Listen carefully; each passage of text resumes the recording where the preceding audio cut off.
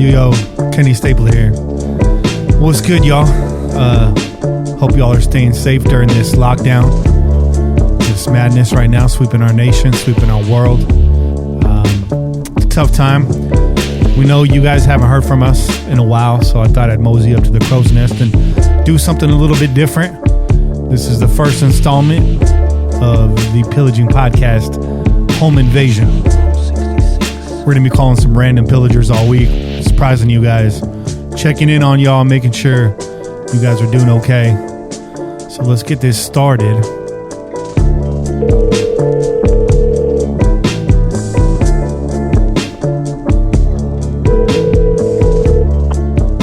Hello. How you doing, Pete? Not bad. What's up, man? It's Pillaging Pete on the line. Pete, just for legal purposes, I'm letting you know that I am recording this call. I wanted to pop in on you randomly. I know we touched base earlier, but it's been a while since we've been in the studio, which means it's been a while since we talked to you, and I owe you a phone call, so we're gonna do that right now. Okay, sounds good. So I was letting our listeners know this is something we're going to be doing this week, where we are going to get back together on Sunday.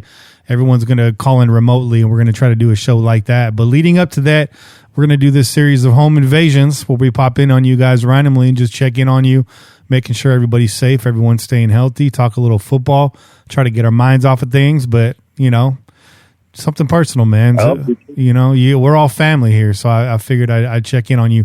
How are you and the family doing, Pete? Oh, man, we're all good, bro. I mean, it's been since last week, and I'm sure, I'm going to throw this out there to all you pillagers. I hope y'all staying safe. Hope everyone's keeping sanity, and I hope anyone who is essential is also keeping sanity, because we need you right now. And I'm telling you, I'm just fine, man. It wasn't until last week that my employment industry got deemed non-essential by my punk-ass governor, and therefore I'm just just enjoying myself, indulging in a lot of draft shit, enjoying the time off. So, I mean, because Lord knows I don't know when I'm going to get to take vacation after this, right? Yeah, I mean, hopefully they bring you back. Have they given you an indication that you'd be brought back after this is all over? Oh, yeah, absolutely. That's good. Well, I'm a partial business owner. Okay. So really what it would entail, it's like until I fire myself, yeah, or until I get moved off an island, I think I'm pretty safe for coming back to work. So you got the pantry stocked, everything's good, you got toilet paper, everything cool? And most important thing, right there. Oh, there it is. Chelas con Pete. Yep. Do you wish to share what you're drinking tonight? I think you guys have reviewed this before, and I saw it, because not a lot of seasonals out here in the Pacific Northwest at the moment. Breweries have stalled production, but I did find a Stone Delicious IPA, and I think this is the only Stone. Maybe I've tried it in the variety pack. Okay. This might be the only Stone that I haven't indulged in quite yet. So it's a citrusy IPA, lemon drop, Eldorado hops, 7.7. So, wow. You know what I mean? Wow, there you go. What I got going on? A few of those will get you in the right mindset, regardless of what's happening outside your door. You'll be feeling all right. And that's what it's all about right now, staying inside and maybe trying to have some healthy distractions. I know everyone's talking about movie recommendations, TV shows and whatnot. We don't have any sports. I did see NASCAR. They're doing virtual racing, which is really interesting. For me as a race fan, I'm a lightweight race fan. I know not everyone else is. We're not going to get into that, but man, it's good to hear your voice. That's surprising. What's that? I said I wouldn't take you for a race fan. That's pretty surprising. Yeah. I mean, you'd be surprised by a lot of things about me, dog. I grew up. We have a speedway not far from the house, so I grew up with the family going out to that. So it's always cool to get out to the dirt tracks. But my brother, he's a big NASCAR fan. I kind of lightweight got into it a couple years ago just to enjoy it with him.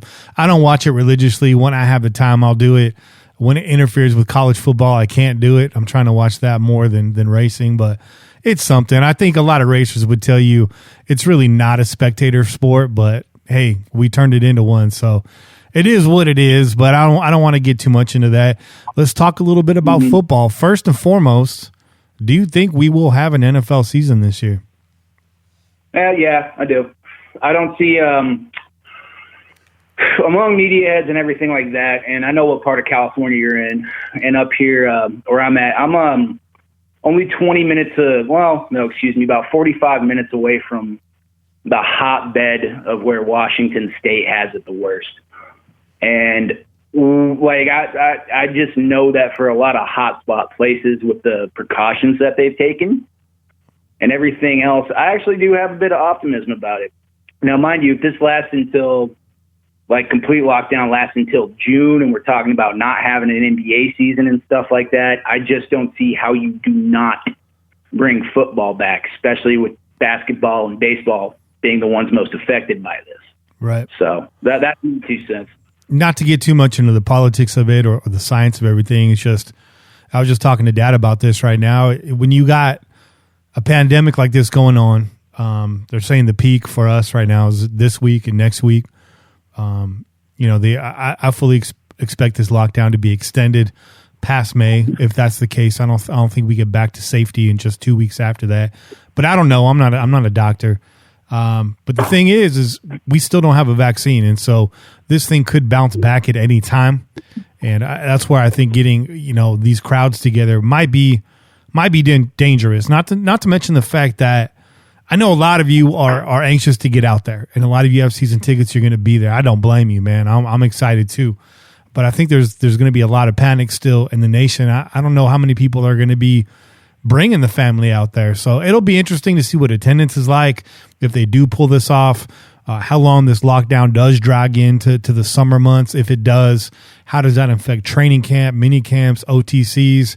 Is the players union willing to renegotiate and get some more practices into a shorter time if that does happen? How do all these things get compounded? What does that do with the offseason schedule? Football, it's a short season, but as it is right now, where we're at now in 2020, it is a year-round sport. Everything kind of chained together from, the Super Bowl onto free agency, onto the draft, onto the camps and the rumor mill through the summers. And then you got a second wave of free agency that happens after more cuts, and you got preseason. And so all that stuff, I mean, it's April now, but that stuff's not too far away. So it'll be interesting to see how that schedule gets impacted. And if it does happen, I know they really want to pull this off. I know they feel like, America needs some kind of distraction. We need our sports, man. We need our sports back. I do know the MLB's talking about a shortened season. They've talked about 100 games. They've even talked about like a 64-game season. It's interesting. Warriors fans are feeling a reprieve right now. We're still the reigning champs. So. Yeah, I'm telling you, fool. I was about to say, like, I've never paid more attention to the NBA draft in the past 5 fucking years than this year as a Warriors fan. I tell you what. So. Yeah. Well, we're not the reigning champs, but, so we'll see. We'll see how it all happens. Speaking of the Northwest, I know David and Melody, a couple of the listeners to the show, came out to visit us last year. Tremendous people.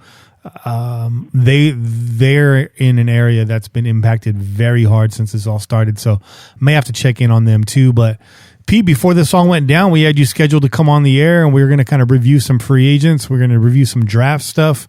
I think we should still have you on for draft. We're still a couple weeks out from that, but I'd like to take a moment to maybe do a little review on this free agency haul. I know us here at the Pillaging Podcast, we're late to the party. Other shows have probably covered this, but hey, maybe our listeners want to hear Pete's take on it. They want to hear our take on it. And we'll get into it on the show proper. Myself, Kane, Che, and Bobby will get into this on Sunday. But what's your take on it, Pete? Like, who's your favorite free agent right now? Who's the guy that's the dark horse? And then who's the guy that's just the real head scratcher for you? My favorite, my dark horse and the head scratcher. Well, I'm going to start off by saying that we accomplished one unique thing this year in free agency. Linebacker. And that's that we led the league in finding white boys. Oh, okay. Yeah, I'm looking at that right now. That's for sure. And, to be honest with you, like if anything, my big fish, it was Littleton. We were all screaming for it at Raiders Twitter since I joined. And like just everybody else up and down any message board, comment section on a Raiders video, every callers, we were all calling for it in the middle of the season last year. So I would say it's the big fish being Littleton and Kwiatkowski too. I think that's how I'm going to pronounce his name. Okay. But it was just one of those things where I have a few games recorded on DVR and from this year, like, because we don't often get Raiders games played up here. And I'm sorry, but your boy can't really afford the Sunday ticket. Feel you. So I feel you. Yeah. So I watched it, man. I was watching the Broncos game last night, and I just couldn't help but, think to myself, and, as much as I like Murrow, as much as I like Lee as depth, outside of Tahir Whitehead, who was a head scratch all year, I was just like, man, we were just not very fast, very slow, real slow to react. Yeah. And it just seems like we fixed that in general. So I would have linebacker by default for sure. For sure, I would have to say. And I really think I don't have the stats in front of me. If I was a little bit better prepared, I'd bring it up. But I know Littleton and his success rate against tight ends is really going to lend to us. And it seems as though Kwiatkowski is I think he's going to play middle linebacker for us, though I like him a little bit more on the strong side because he does, he can blitz quite well. He's not quite your quarterback spy guy. He's not this, he's not that, but I just love the fact that we brought someone else in, outside of just a coverage guy, he's got some good blitzing ability as well. So that was really nice to see. Yeah, he can bring some heat. And then Littleton, man, he not only is he speedy, can cover the tight end, but he's a tackling machine also. I think last year he had 78 solo tackles. He had 90 in 2018. I think he had 126 total last year. 134 combined, 78 solo, 125 combined in 2018. So the guy, the dude can tackle. He can wrap up, that's for sure. So I think Corey Littleton's your jack of all trades. Yeah, that's the one. I mean, that's the one. A lot of Raider fans wanted him. They were predicting it, and it happened. So that is very satisfying when that goes on. And then him and Nick both coming in now in free agency takes a lot of pressure off the organization in the draft. They can focus on wide receiver and getting some more depth all around. I know safeties of concern, corners of concern, all that kind of stuff. So getting these two guys in free agency plugs two major holes. I think this makes our defense instantly better overnight. Who's your dark horse? Well, I have two for you, and that parlays into the first one. And this is what I posted this not too long ago, and I got to say one thing that might have been a dark horse benefit. A dark horse benefit was us saving all that money by not signing Byron Jones, because I would almost guarantee you that we would not have Littleton or Kwiatkowski or even Nassib at this rate. If we had signed Byron Jones, we would have put all our eggs in one basket, and then I could honestly say that maybe we would have focused more on offense and drafted defense. Fair enough. But that's for later on, and I think that's my biggest dark horse is missing out on Byron Jones and actually saving money in the end and coming up with some better guys. That's interesting. And then my second one is, it's another combo, but I fucking love the Collins and Nassib signing. Yeah. And not because I think they're going to come in and set the world on fire automatically, but because I think, among other things, and this is something that's been discussed on Scott Bear's Insider podcast, was we lack depth, quality depth throughout the middle of the year, and really relied on our starting 11. Mm-hmm. I mean, we only had 3 defensive tackles, and Malik Collins being familiar with Rod Marinelli is really going to help. And Nassib, did we give him some good coin? Yeah, we totally did. But I would like to think that other people were in the bidding for him. I personally wanted Robert Quinn, especially with Marinelli coming on. Mm-hmm. But those two are just going to make Cleveland Farrell's and Max Crosby's development easier, I think. Just having someone behind him who can play. Yeah, and he's averaged what, I think 5. He's averaged 5 sacks in the last 3 seasons, something like that. So that's not too bad for someone that's going to be coming in on rotation. It's a nice little contribution right there. And he can play the run. He's not a premium edge setter, but he can play the run. And I would say that at the end of the day, when it comes to the double-edged sword between pass rush and run blocker, more of a complete defensive end, I'd say he's an upgrade over Josh Morrow and Deion Jordan, wouldn't you? Yeah, no, I would. But to be honest with you, man, I'm not real familiar with Nassib. Can you tell me more about him? Tell our listeners about him. What is it that gets you excited about him? Well, what gets me excited about him is he doesn't waste movement. He's not the guy that's going to get caught up in one block because he tried to pull off a fancy move. Mm-hmm. He's someone who goes forward. He read and reacts quite well. And that's what he's way more of a complete defensive end, especially like I assume him to be a backup with Farrell and Crosby starting next year. Like I can sleep at night if one of those guys, knock on wood, someone went down and then he was a replacement. Okay. Like that's what I like about him. And it's the same thing with Collins.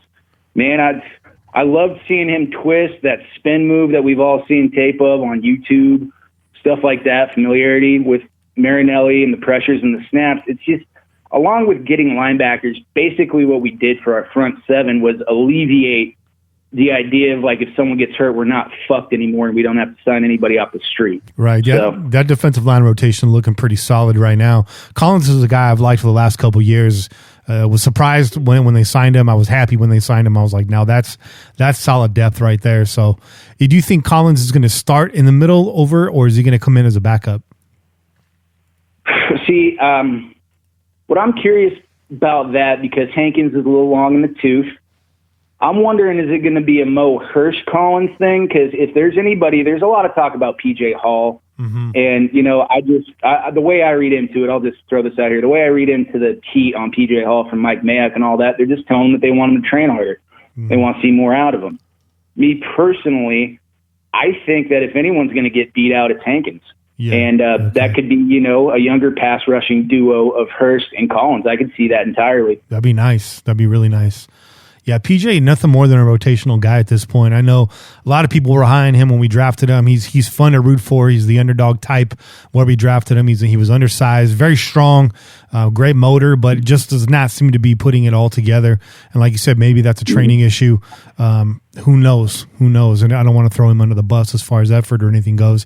He's a Raider. We support him, but it's just, you know, and he had a push last year. He was involved in plays last year. He was making things happen, but just not enough to break that starting spot. I don't know that they ever slated him for that anyways at his size, but, you know, as far as like a third down guy, special teamer goes, he's a valuable asset, I think, still on this team. But Collins and Hurst, now that's a duo right there that I can get behind. I like that.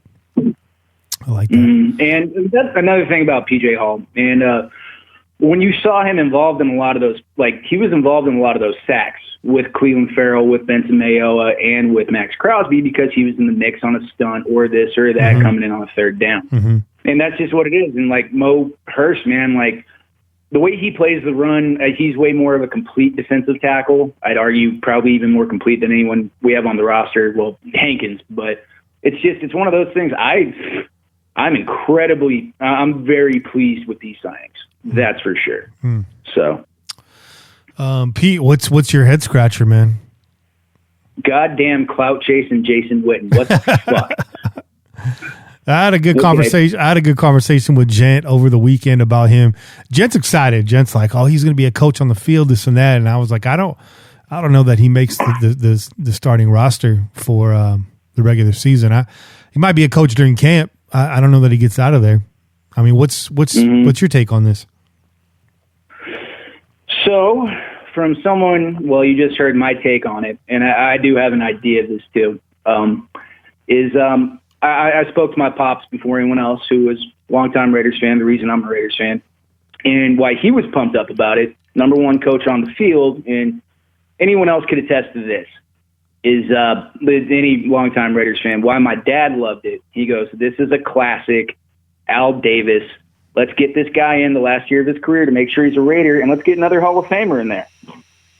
You know what I mean? It's a classic Al Davis. Here's a guy that's going to be a Hall of Famer. Let's bring him in just to say he was a Raider. You know what I mean? I guess. I get it. Me personally, why it's head-scratching for $5 million a year. Okay, I'm sure he made that in Monday Night Football, but here's the way I look at it. I actually think we got bamboozled, coach on the field or not. I think this is an excellent Jason Witten opportunity from someone who got kicked out of the booth and sent back to fucking Dallas after he was a Monday Night Football announcer. Guess what? Now he gets to learn from one of the top 5 best Monday Night Football announcers of all time. He gets to tell a bunch of stories on First Take or punk-ass Colin Cowherd show from now on about, oh, yeah, I played the first year in Las Vegas with the Raiders and John Gruden and Mike Mayock. that was my big thing. I felt like we got fleeced a little bit. And then, like Gruden got his vet. Mike Mayock probably had big old fucking just eyes for him. And I'm like, man, I feel like we could have done better. We could have given that money somewhere else. That was my big contention. And, I guess if we got to sign the guys so we can hang out with Musburger, Gruden, and Mayock to learn how to announce and not like, I don't know, people hate him. Sure, whatever. Fuck. Yeah, we'll see. I thought our tight end coach Proper did really well with the group of guys we had last year. I don't know why we need a coach on the field, to be honest with you. I know Waller doesn't need them. I'm a huge Derek Carrier fan for sake of depth too. He fills in nicely, and I don't want to see him lose a spot to an old man. He does, yeah. I don't know, man. When does that money become guaranteed though? That $5 million, is that guaranteed week one? Is he still liable to get cut during training camp? And we don't owe this dude a dime. Do you know how that contract is set up? I honestly don't know. I'm not sure either, but I cannot see for the life of me Mayock and Gruden cutting a guy like Jason Witten in camp. They won't let themselves do it. I really don't think that's going to happen. And you know what? There are a lot of people saying that he's Foster Moreau's favorite player of all time. That's cool. I think that's pretty fucking dope. That means that you like Foster Moreau. But when I hear this rhetoric, and this is a Raider Twitter thing, and I'm sorry bringing it up, but the thing about, he can be a mentor to Darren Waller. Darren Waller doesn't need a motherfucking mentor. No. He got himself sober, and he had a 1,000-yard receiving season last year. Yeah. Okay? Thank you. It's just one of those things. But the idea of him getting cut in camp, no, I can't see Gruden or Mayock doing that to him to fucking, I don't know, besmirch their reputation or what have you. Yeah. Fair enough. So now I have to call you back prior to the draft. So we'll maybe give you another call next week. We'll talk some draft stuff. But this has been fun, man. I know I listen to a lot of radio, a lot of talk radio during the day. I've been working from home myself. And the hot topic is, what recommend a TV show or a movie, and what's your favorite quarantine meal right now. So I'm gonna go ahead and let you do that. Give me something we should all be watching and something we should all be eating. Well, I've been trying to keep myself real busy to where I haven't been watching a lot of TV, and the cliche thing to say would be the Tiger King shit. Yeah. That Joe Exotic, whatever. I mean, like, it's wild. Fucking everywhere, dude. Yeah. Like, it's, which is cool. And I watched 3 episodes, and I'm like, I don't know if I like seeing animals in cages. Yeah. For me, it's, that's as far as I got. That's as far as I got. 3 episodes, and I was like, all right, that's enough of this. Yeah, for sure. I mean, like, I see toothless people around my town all the time. I don't need to watch them on TV. So damn, it's, it's for me to actually. Well, I'm gonna be honest with you. I don't watch a lot of TV, and I'm gonna try and get into, like, say, I've never watched The Sopranos. I've never watched Ozark. There are a lot of series I've never watched that I want to try and get myself into now, knowing that I have a month off. So do you have any recommendations for me? Watch Ozark. You're a heady dude. You're going to really appreciate that. You're going to like the dialogue on that show. It's a smart show. Check that show out. Yeah, Ozark, you'll like that. You'll like that. And I think they just started the 3rd season, or the 3rd season just came out. So it's not like you're tremendously far behind with like Sopranos. I think, I don't remember how many seasons of that they did, 5 to 7, somewhere around there. I've seen that actually twice, but watch Ozark. I think you're going to like that show. Oh, The Wire too. The Wire was one I was interested in seeing that I never watched. That's a really good show as well. That's a long one. But if I had to throw one at you right now, I'd say watch Ozark. It's pretty sharp, man. And Jason Bateman, he shines in that show. He does an incredible job. What about a meal, man? What's your quarantine meal right now? What's your coronavirus COVID lockdown meal? Not everyone can get everything out there at their stores. Still, I'm going to the store and I'm seeing empty shelves in some places. But what are you grubbing on right now? Man, I'm a fat boy, so I kind of took it upon myself, man. This is for anybody out there that's down right now. I started working out again. I started lifting weights again because I don't get a lot of time with that for my line of business, usually on the road a lot. So it's actually been really nice getting back into my basement gym and working out. And, dude, I've been trying to eat as clean as possible. A lot of fish, a lot of greens. So basically my cheat meal, basically, because I'm trying to slim down, but it's basically just been sriracha barbecued chicken, some sweet baby rays, some sriracha, and some brown sugar on some boneless, skinless chicken thighs, and throw that shit on the grill. Been doing a lot of grilling after it. All Been right. doing a lot of good. Good for you, bro. Good for you. Keeping it real healthy. I'm not. I'm getting fat over here again. I was already pretty chubby to begin with, so man, I got to switch it up. But it's good to talk to you, Pete. We're going to touch again with you really soon.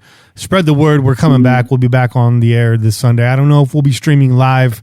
I don't know if I could do all of that it takes to make that happen by myself without my help here, without my crew here. But we will be putting out a show, and it starts with this one here, man. Thanks for kicking off this home invasion series with us.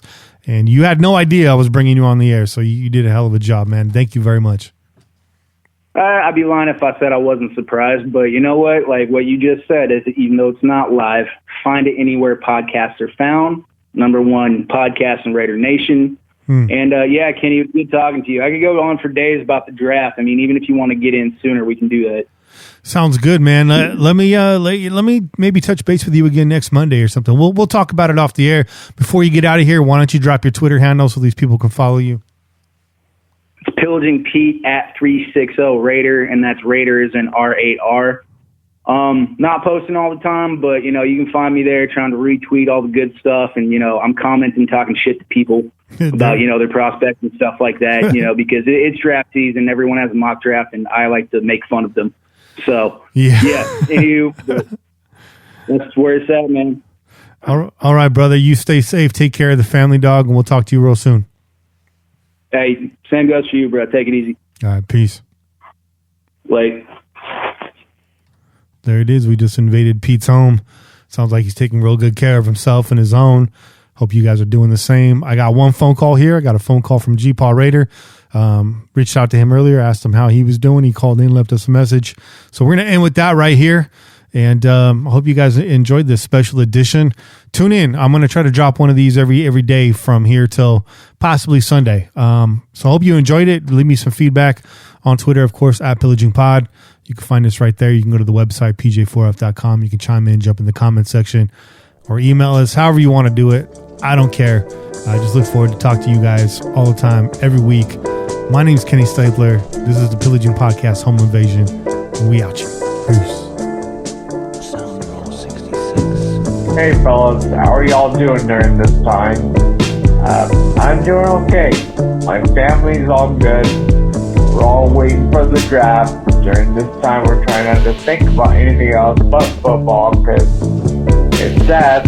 But I hear G-Paw and his family are doing great. I hope Chella's are full in there with Che and Kenny and oh my gosh, this time is so sad for everybody, but man, Raider Nation goes on. I believe we'll get stronger and stronger. Can't wait till April 23rd. As I said in my pic that I sent you, hope all is well. Raider on. Just win, baby.